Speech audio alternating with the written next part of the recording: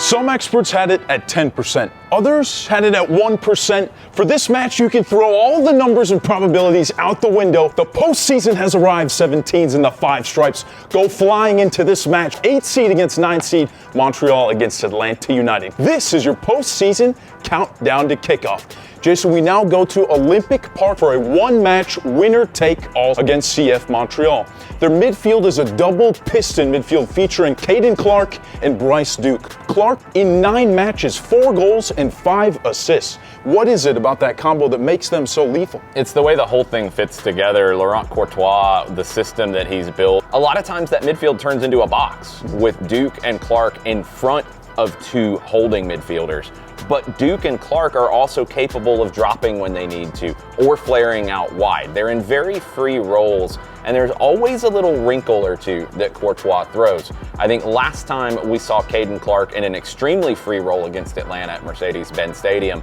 Will he be drifting as wide as he did then, or will the wingbacks push up higher? It'll be very interesting to see the early stages of this match.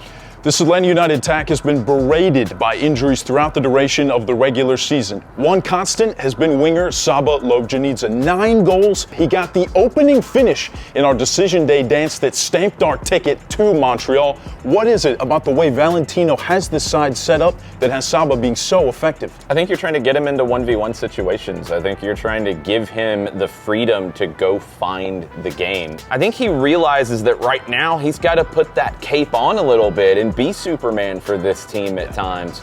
He wants to lead by example, and I think he's doing that. He's very demonstrative on the field. He wants the ball in dangerous spots. If he doesn't make something happen on one play, he wants the ball the next time. He never goes hiding.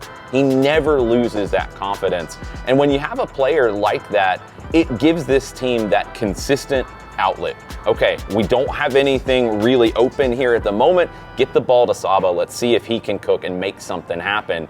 And Saba's been doing that more often than not. The biggest catalyst for Atlanta United in that midfield, the new designated player, Magisterial Miranchuk, can have his back to goal. He can create in the tightest of spaces. How can United better unlock him in such a crucial match? I think early on, if you can feed him, if you can start to have him find spaces, feed him the ball, let him get going. I think he's a player who kind of thrives on confidence. He's such a different kind of number 10 than this team has typically played with and played the first half of the season with.